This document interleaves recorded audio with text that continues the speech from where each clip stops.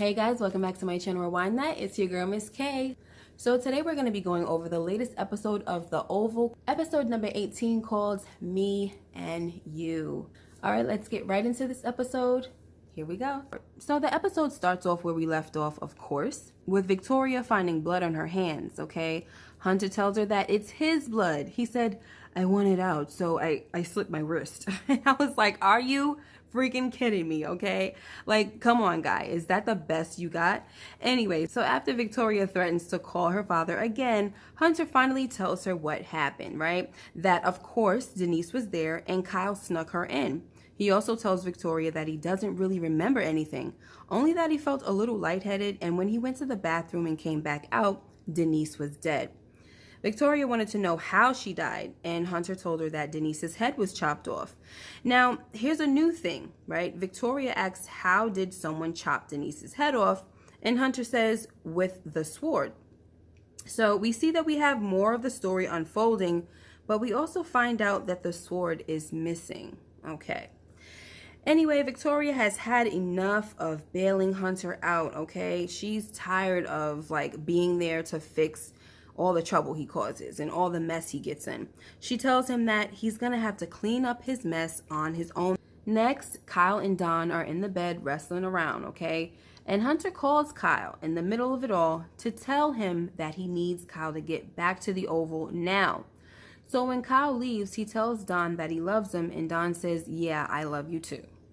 Okay, so I guess that means that their love affair is back on, and Don no longer hates Kyle, right? Because he never did hate him in the first place. He was just angry with him for cheating. Okay, so now Kyle makes his way downstairs, and of course, Lilly is sitting in the living room like I knew she probably was going to be. Now, at first, I thought she was going to walk in on them, but this is fine too. I just knew she was going to be around some way, somehow, and finding out what they were doing. So, of course, Kyle has to antagonize Lilly and just be the jerk that he is, okay? He winds up telling Lilly that he hates her and that Don will always love him. Then Don comes down the stairs because he wants to know who Kyle is talking to, and he sees that it's Lilly. So Lilly says to Don, I want him to leave and never come back. Don says, Kyle, just please leave. So once Kyle leaves, Lilly tells Don that she sat there listening to him and Kyle go at it in the bed that they chose, right?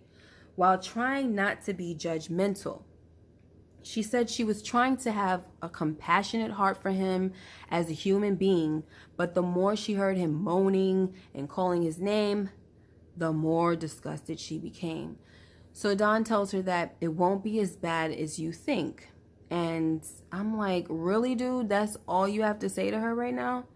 So anyway, she tells Don that she'll be in the guest room and to never come in there for any reason at all, and don't talk to her at all. So next we have Hunter talking to Kyle, and he wants to know if he can trust Kyle and if he has his back. Kyle says, yes, sir, and that he couldn't get rid of the bloody mattress because the cameras were turned back on and Hunter's family had returned home. My only thing with this scene is that I thought Victoria got blood on her hands from the rug, not the mattress. Okay, anyway, another thing I noticed is that Kyle was trying to get Hunter to take something. He was like, I can call the doctor and see if he can give you something to help you sleep, sir. And I'm like, what is that all about? And I got to thinking that maybe Kyle definitely drugged Hunter that day he was with Denise. Now, if Hunter took some drugs on his own, I feel like Kyle might have tampered with them to basically make a whole different effect, because it is a possibility that Hunter killed Denise himself, okay? But it was just that somebody slipped him some type of Mickey. Anyway, so next we have Priscilla and Sam driving home from the hospital, and she tells Sam that she's cold, so he tells her to grab his jacket from the back. When she covers herself with it, she smells perfume and tells him. So he says, oh yeah, maybe it's my other woman. And Priscilla laughs, then tells him, you better be glad I know you. And Sam says, you do. You know I wouldn't cheat. And I thought it was pretty dope to see this, a relationship where they're in love and they trust each other. But me, on the other hand, I wanted to know where the perfume smell came from. And I was like trying to figure out. I was trying to remember if he let Denise wear this jacket when they were trying to hide her from Victoria that time she was in the White House.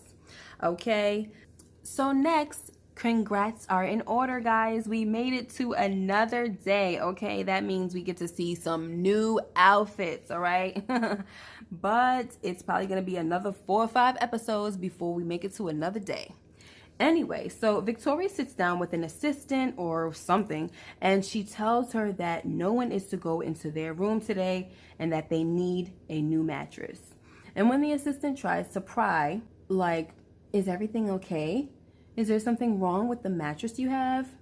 Victoria tells her to stop asking so many dang questions. Anyway, so much for Victoria saying that she wasn't going to clean up Hunter's mess, because there she goes. And when Hunter comes in, she tells him it's a new day and it will be business as usual. Next, Richard wakes up and wants to know where Barry is. Nancy tells him that Barry is in the hospital. Richard then tells Nancy that he saw the way Barry looked when he drove the truck through the window. He also tells Nancy that from the look of things and seeing Barry black out like that, he wouldn't be surprised if he killed Ruth. So, of course, Nancy is even more concerned than before, right? Then Richard says to her, you gotta go see Barry. But when Nancy refuses because she wants to stay by his side the whole time, he threatens to get up and go himself, which causes Nancy to give in. Richard then reminds her to tell Barry not to talk to anyone.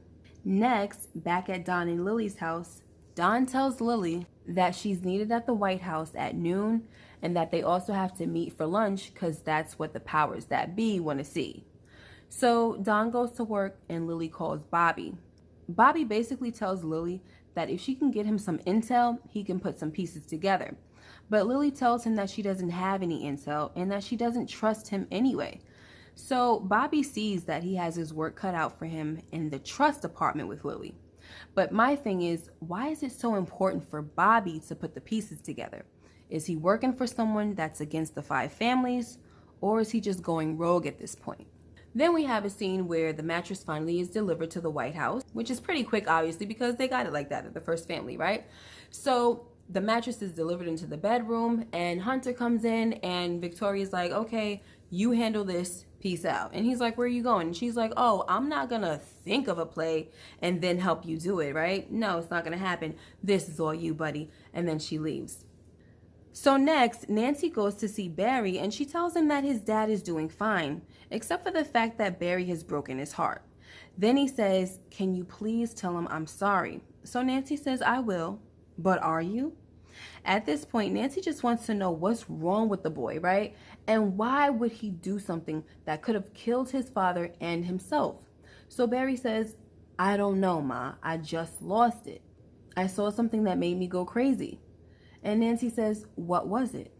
So Barry hesitated at first, but his mother wasn't letting up, so he finally told her that he saw Sharon and Kareem having sex. So Nancy's response was, that's still no excuse. We taught you better than that. So Barry says, I know, Ma, but I just lost my daughter and Sharon having sex with Kareem. It's just that everything is going on right now. Which is very true, by the way. He is going through a lot. So Nancy says, it's hard on all of us, but are you going to kill us all trying to find her? Then she tells him that she thinks he killed Ruth. Of course, he denies it, but Mama keeps pushing and says, I don't believe you. Now tell me the truth. So Barry finally says, all right, I killed her. And that was the episode. Now, I honestly don't believe that this was a real confession, okay? He probably was just saying what she wanted to hear so she could probably get off his back or whatever, but hopefully we'll find out next week. I mean, this episode was okay to me. There was nothing really, I guess, special about it. Nothing of real significance for right now. I'm not really sure. I mean, I guess they had a little bit of breadcrumbs in this episode, but it's all good. Let me know what you guys thought about this episode. Whether the episode is good or bad, I'm always going to be coming to you guys with the review, okay? Make sure you like, comment, and subscribe if you haven't already. Share the video. Also, hit that notification bell so you know when I upload more videos like this one. You guys take care and be blessed. Bye-bye.